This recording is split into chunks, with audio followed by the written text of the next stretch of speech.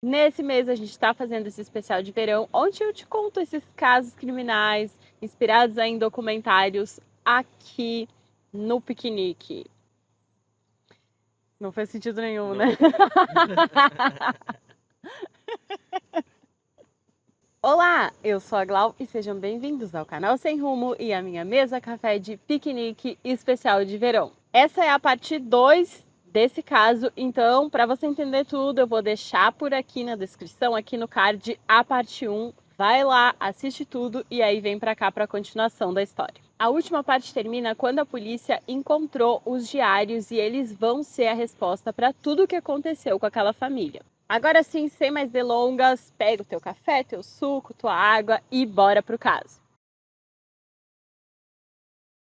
E essa análise dos diários seria um trabalho extenso, afinal, tinham 11 diários que foram escritos ao longo de 11 anos, era muito material. Lendo o diário mais atual, o último a ser escrito, a polícia entende tudo o que aconteceu no dia do crime.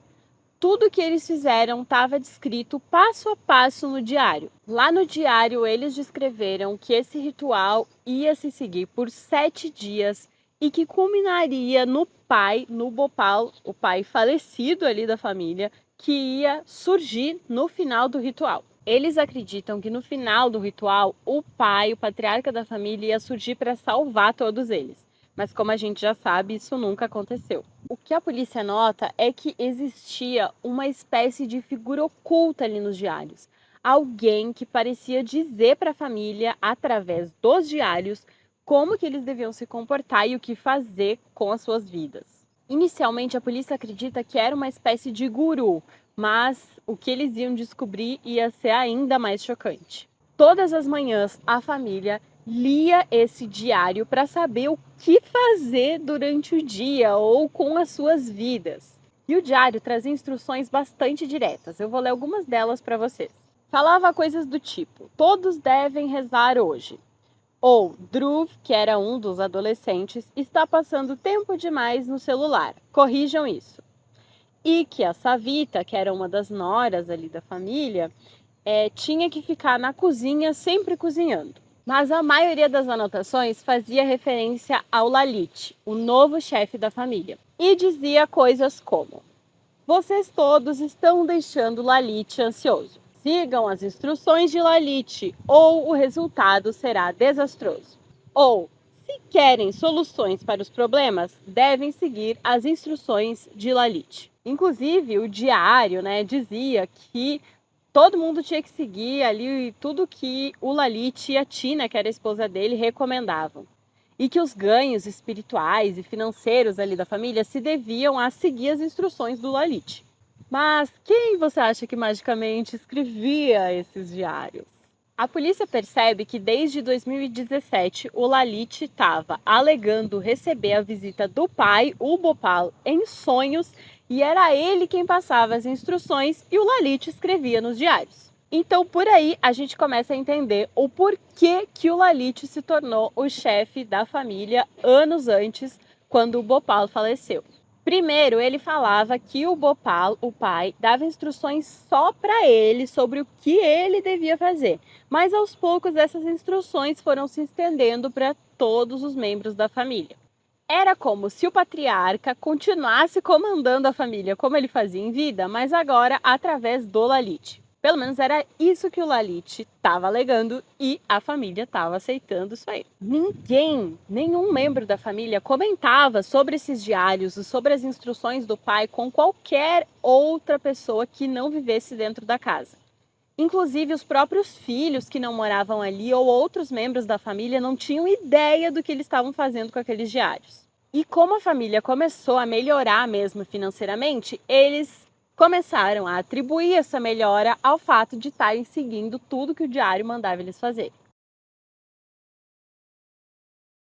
No ritual final, foi assim que eles chamaram aquele ritual que resultou na morte de todos, tinham instruções como eles deviam rezar, deviam cantar, se manter calmos e que tudo duraria de 5 a 15 minutos. E que eles deveriam deixar um copo cheio de água próximo a eles. E que no momento em que a água do copo mudasse de cor, significava que o patriarca havia voltado. Um outro resultado da perícia foi que o Lalit e a Tina tinham amarrações diferentes dos outros membros da família. Isso significava que provavelmente foi o Lalit e a Tina quem amarrou todo o resto da família e se amarraram no final. A impressão que a polícia teve ao ler os diários é de que a família não acreditava que ia morrer. Eles achavam que estavam fazendo um ritual para trazer o avô de volta e que o avô ia salvá-los daquela situação. Uma questão importante que foi levantada é que todos parecem ter concordado com aquilo que aconteceu, apesar de não acharem que iam de fato morrer.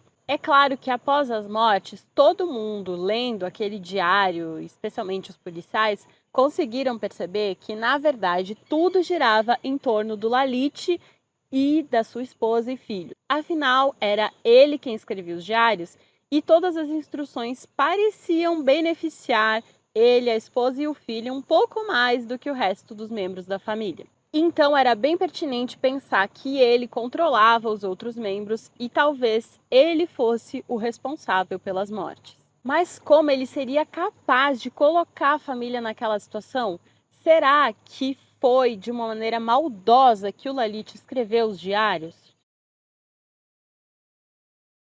Há quem acredite e relate que o Lalit apresentou umas mudanças mentais após alguns acontecimentos. Amigos bem antigos da família contam que o Lalit sofreu um acidente de bicicleta em 1988. Nesse acidente, ele chegou a ter um traumatismo craniano, então parece que foi bem grave, que ele demorou meses para se recuperar. Já em 26 de março de 2004, o Lalit se envolve numa outra confusão. Ele trabalhava numa madeireira já em Nova Delhi e se envolveu numa briga com o dono dessa madeireira por causa de um pagamento. Parece que o Lalit foi espancado e trancado num local e eles atearam fogo nesse local. O Lalit, mesmo muito machucado, conseguiu chamar ajuda e saiu com vida dessa situação. Mas o trauma psicológico foi tão grande que ele simplesmente parou de falar. Nessa etapa, os médicos aconselharam a família a levar o Lalit num psiquiatra. Ou seja, eles já tinham identificado algum trauma forte e grave ali na situação do Lalit. Mas a família decidiu não ouvir os médicos e o Lalit nunca foi a um psiquiatra, nunca fez acompanhamento psiquiátrico ou psicológico. Aquele velho preconceito com as doenças mentais que a gente vê e muito ainda hoje. Traumas graves que não são tratados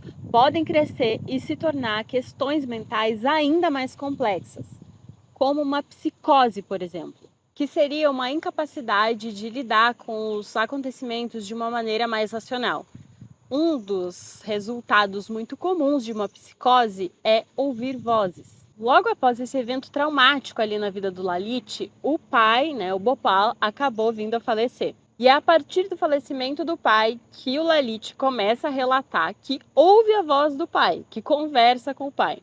Ele se comunica ali com a família e diz que o pai falou para ele que eles tinham que rezar às 22 horas. Então, numa dessas cerimônias ali que eles estão rezando, eles vão cantar lá um cântico. Lembra que o Lalit não estava conversando, ele não falava porque ele estava traumatizado. E aí, durante a canção, o Lalit volta a cantar com toda a família. E aí, toda a família já vê essa situação como uma espécie de sinal. Eles interpretam esse retorno aí do Lalit para voltar a falar e se comunicar como um sinal de que o pai de fato se comunicava mesmo com ele. E não percebiam que era bem mais provável que o Lalit tivesse tendo surtos psicóticos e achando que estava se comunicando com o pai. Parecia que eles viviam um culto ali dentro daquela família, onde o Lalit era o líder. Isso tudo poderia ter sido evitado se a família tivesse aceitado receber o apoio psicológico. No fim de tudo, a polícia concluiu mesmo como um suicídio coletivo e como não havia nenhum culpado externo, obviamente não aconteceu mais nenhuma investigação ou um julgamento, por exemplo. Para mim, pessoalmente, isso tudo seria evitado se o Lalit tivesse recebido a ajuda psicológica e psiquiatra que ele precisava. E outra coisa que eu acho surpreendente, como é incrível que a gente é muito mais inclinado a acreditar numa coisa sobrenatural do que numa coisa científica e comprovada. Outro ponto que é importante, que eu acho bem comum, é a gente desmistificar esse tabu de doenças psiquiátricas ou psicológicas. Gente, se a pessoa ela tem uma doença física, ela procura um médico e ela faz exames e toma os medicamentos, enfim, faz seu tratamento e resolve aquilo. Por que que para uma questão mental, psicológica, isso é um grande tabu até hoje?